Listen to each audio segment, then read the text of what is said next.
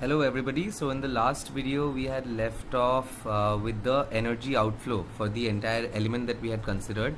If you remember, we had considered an infinitesimal element. First we considered one of finite sizes, then we had converted it into an infinitesimally small element, and then we had done some analysis to find out the net energy exiting the system. Now in order to establish a sort of a heat balance equation, we must also have another side of the equation so that we can finally equate them, right? So we know that the heat present in a body, that the heat energy present in a body can be represented as m c t, right? And what are these quantities? M is the mass of the body, c is the specific heat capacity of the body, and t is the temperature of the body, right? So mass can also be written as the density rho into the volume V into C into T. Now for our purposes, we are essentially dealing with a body that has density rho, volume dV, right? So let's take that dV out, right? So dV rho C T. Now what is this? This is the heat contained in the body. This is heat, this is Q, right? But what are we dealing with on this side? See, we are dealing with the rate. These are heat fluxes multiplied by the volume, right? So this is essentially rate of heat flow. So this is Q dot, right? This is nothing but Q dot. So in order to equate them, we need to take care of the right hand side of the equation, right? So this has to be differentiated with respect to time, right? Now for our purposes, since we have temperature as T, we will call time as tau, right? Sorry, I always mess this up. Yeah, so let's call time as tau. So this quantity will be nothing but dV into differentiating with respect to tau, this entire quantity inside, right? Now this could be, so this is the rate at which the body is changing its heat content, right? But if we have to equate this, now let's assume this, okay, let's assume okay, one second. For our intents and purposes, we have taken a cube, but for the moment let's make do with a sphere, right? So what happens is, this part of the equation, this big expression gives us the heat that's coming out, right? This is out, and what we are trying to see is how fast the body is losing the heat that it already has, right?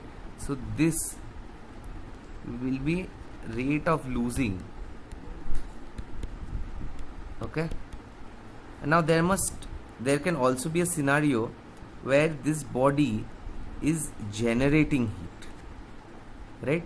So what happens is, as it's generating, more and more heat is coming into the body, and the net outflow of the heat depends on how much is generated, this minus what is the rate at which the body is losing heat. Which means that if my body is a system, okay, I have Q gen coming in, so this will be Q gen, let's call it Q dot gen because we are taking it with respect to time. If Q dot gen is coming in and there is some rate of, let's say, Q loss, that will give you the net heat outflow, right? So this minus this will give you the net heat outflow, right? So right, so I hope this has been clear. This, by the way, this expression is also, this expression that I wrote down, this is also for the entire volume of the body, right? So finally, once we have all the basics cleared out, let's go into finally deriving the equation, right? So we know that okay, let's assume that our body generates, Q dot triple dash gen, which means that this is nothing but the body generating this much amount of heat per unit time per unit volume. the three dashes represent three differentials with respect to space. So this is the net heat that's added to the body per unit volume, right? So for the entire body, this will have to be multiplied by the volume of the body. Now, what is the rate at which the body loses heat? This is the rate at which the body is losing heat, right? Now let's subtract this then, because this is the rate at which the body is losing heat. Del tau of rho Ct. We've kept all of these inside the differential because we've assumed density, specific heat capacity and temperature to be all variant with time.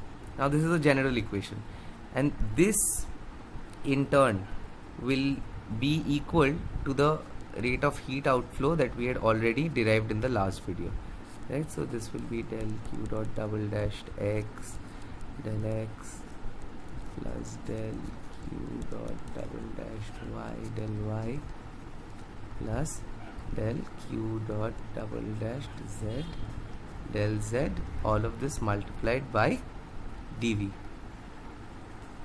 right? So as you can clearly see, the volume elements will all cancel out and you will be left with an equation that is known as the general equation of conduction. So the net heat generated per unit volume of the body minus the rate at which the body itself is losing heat equals the net heat flux exiting the body per unit volume. Now this is known as the general equation of conduction, and this claims to actually explain all behaviors of conduction under different circumstances and different scenarios.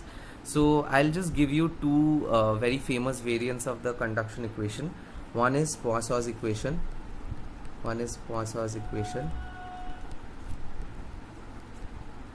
Poisson's equation says that there is steady state, but there is heat generation.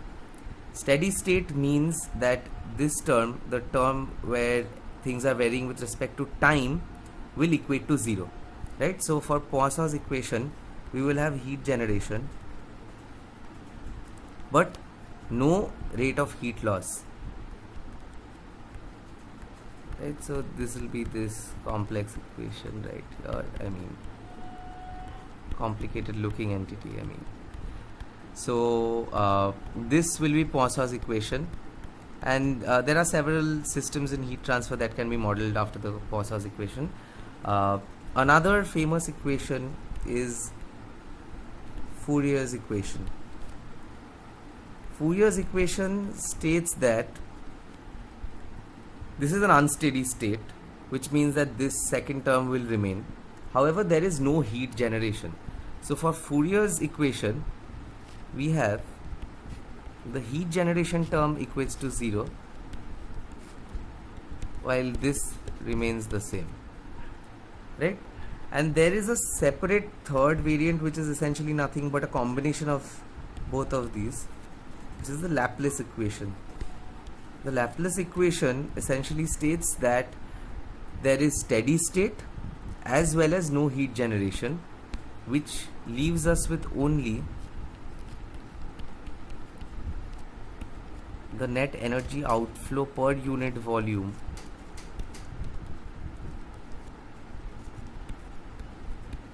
will be 0.